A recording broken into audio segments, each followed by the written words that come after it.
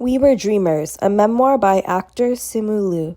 Please be mindful of my pronunciation of Chinese words, as I am not fluent nor speak Mandarin or Cantonese, but I am trying my best to pronounce the names of Chinese cities and the names of Chinese people. Zheng Lu is the name of Simu Liu's mom.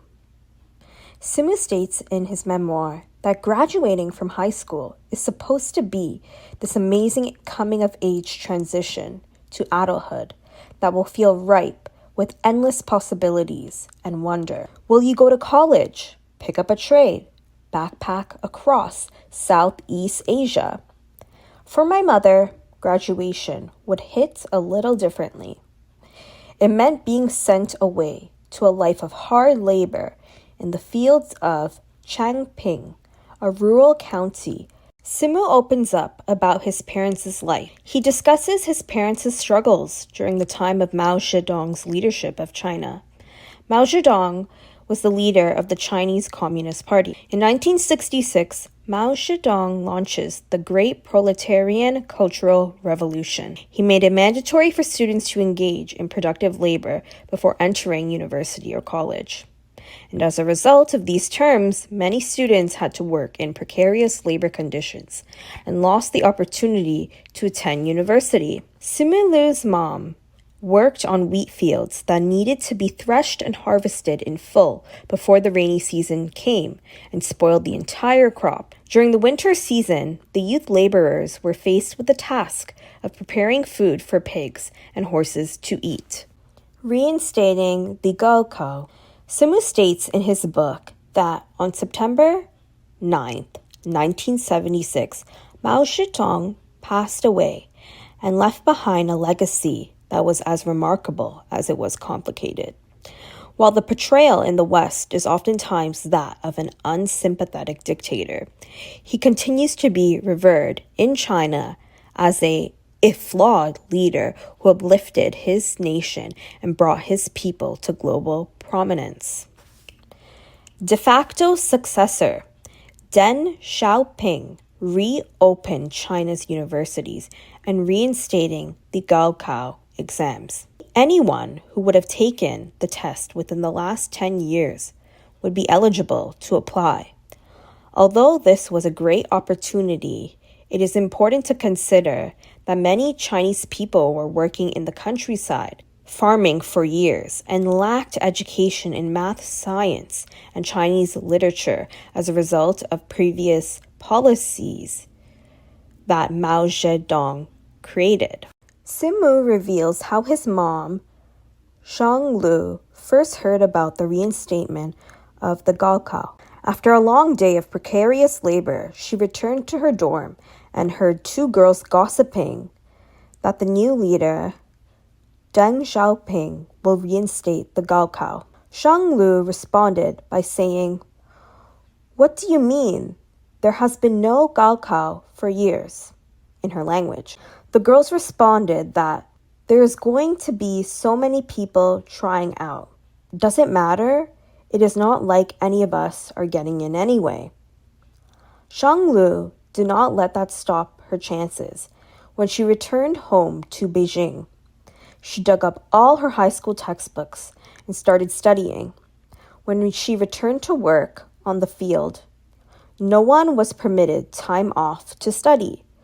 So she had to study after grueling days of work on the fields and into the night.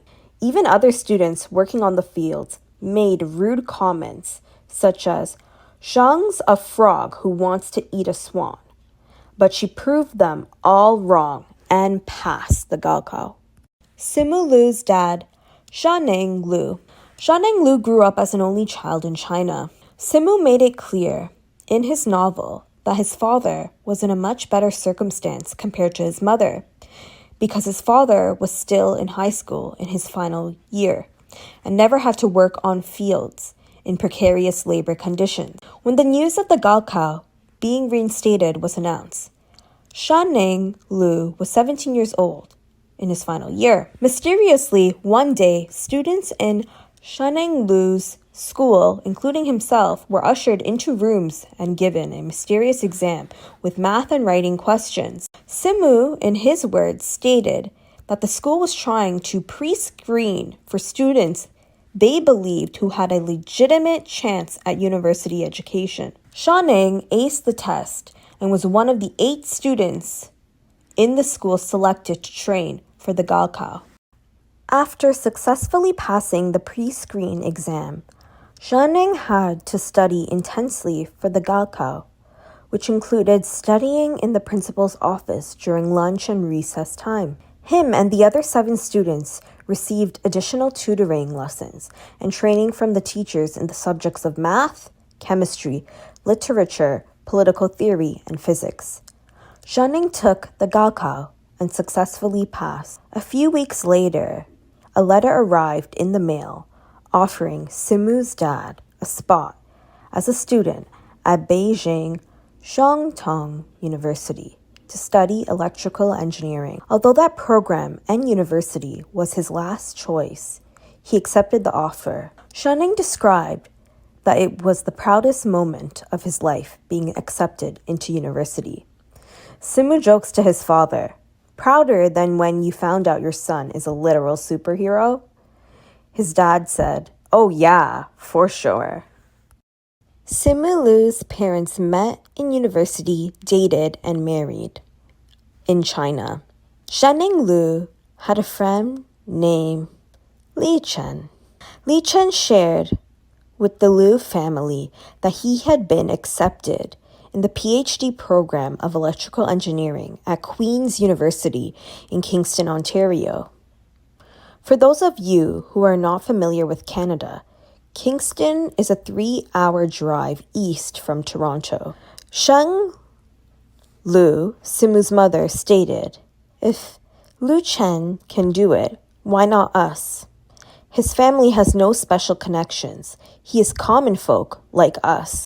Simu shares opportunities to study abroad were mostly reserved for those who had influential ties or had family living abroad. Liu Chen's success story meant that the favors were shifting. China was beginning to open itself to the world, and people like my parents were becoming curious about what lays beyond its borders.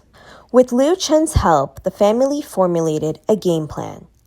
Simu's father would apply for PhD programs in North America because of his stronger English. However, in order to obtain a student visa, he had to pass the test of English as a foreign language exam, the TOEFL exam, or TOEFL. The cutoff mark to pass the TOEFL and be eligible to attend a Canadian university at that time was 550. In the year 1987, Simu's father decided to study English for a year in Nanjing, China, and scored 587. Therefore, he was eligible to apply for the program at Queen's University in Canada. Simu's mom's TOEFL journey was more complex. She took the test twice. The second time she passed the test with a score of 573. With a TOEFL score in her hand, Simu's mom wasted no time in getting in her application to Queen's University. She was accepted into the graduate program and started the following semester with full financial aid and a teaching assistant gig. They gave birth to Simu Liu on April 19, 1989. Simu Liu's mother describes her first year as a student in Canada as difficult due to the language barrier. Simu's mom shares that after her first day of classes at Queen's University in Canada, she came home in tears, crying to her husband, Simu's father. But Zheng Liu overcame too much hardship in her life to let English bring her down. She never gave up and forced herself to identify key words in each sentence. By the end of her first year, she could have full conversations in English with her classmates and instructors. It is important to identify that Simu was born in China on April 19, 1989, but was given to his grandparents to be raised for the first few years of his life while his parents were studying in Canada.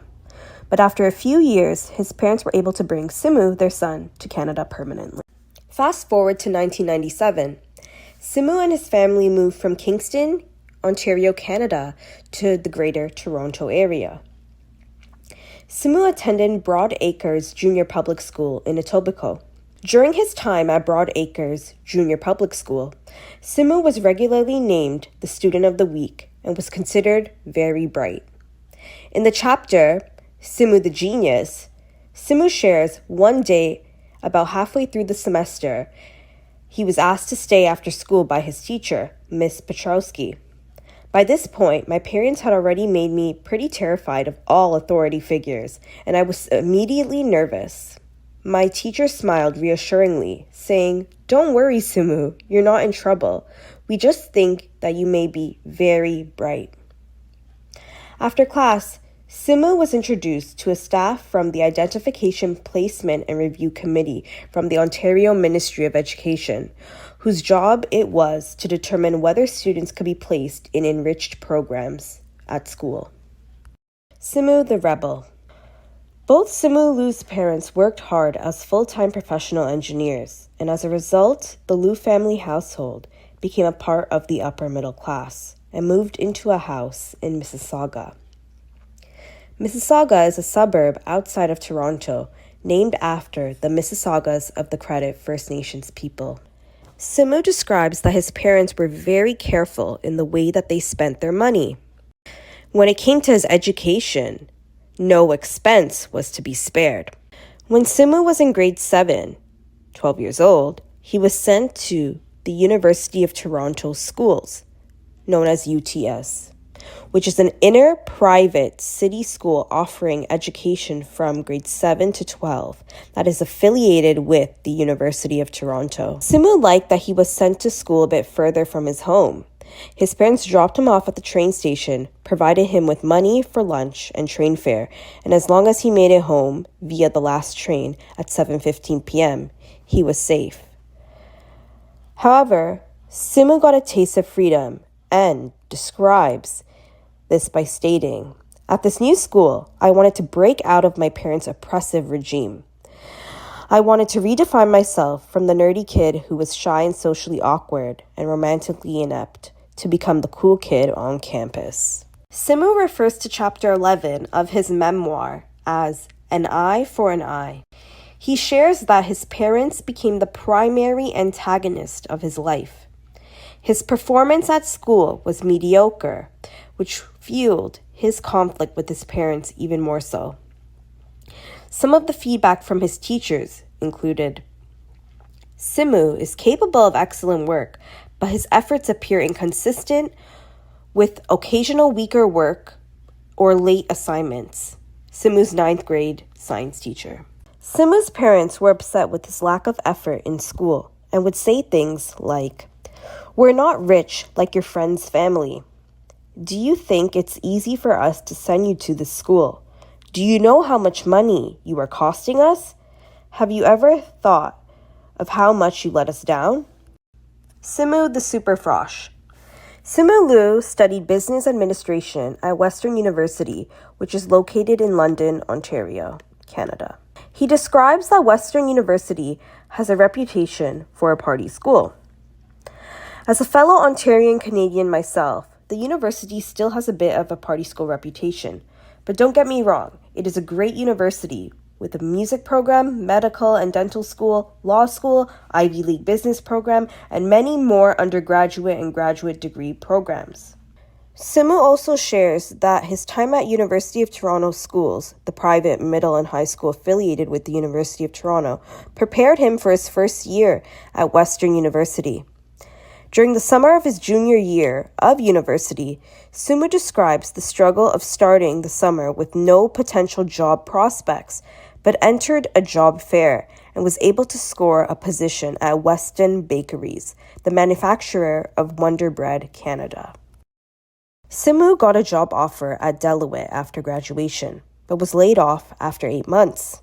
He describes it as utterly humiliating as I went to my cubicle to collect my things in plain view of the entire office, my cheeks flushed red as embarrassment, as everyone continued to work in dead silence. His parents had helped him with a down payment on a 1-bedroom condo with a den. His parents also paid entirely for his university education. Simu describes feeling like a failure at 22 years old. He also chose not to tell his parents immediately that he was laid off and continued the narrative that he was still working. Simu Liu's early acting career. His first acting role was as a police constable in the CW series Nikita. He also played an EMT in an episode of another CW series called Beauty and the Beast. Simu shares that he had many long nights in 2013 where he would sit in front of his computer, tweaking his website or cutting a new demo reel, and that his parents eventually found out that he was laid off from his job and entered the field of acting. He also booked commercials, such as the commercial for a chain of steakhouses.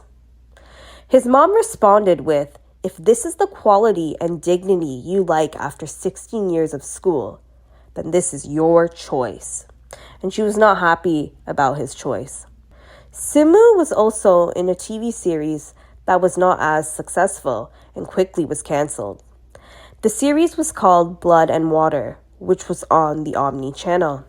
For anyone curious about the Omni channel, it is a multicultural channel in which Canadian news as well as international news is presented in various languages, such as Focus Punjabi, which presents news in Punjabi, and even teleseries from across the world, such as Spanish teleseries. In 2015, Simu was casted as Jung Kim in the CBC sitcom Kim's Convenience, which was a series that won multiple awards, including Best Comedy Series at the Canadian Screen Awards in 2018. However, before Kim's Convenience made it to Netflix, Ken Jeong already watched the show and followed all of the cast members of Kim's Convenience. Thus, Simu and Ken followed each other. One day, Simu shot Ken Jeong a message through direct message on Twitter and asked him if he would be down to meet for a coffee. Ken Jeong responded in minutes and said, "Hey, let's figure out a time to hang out.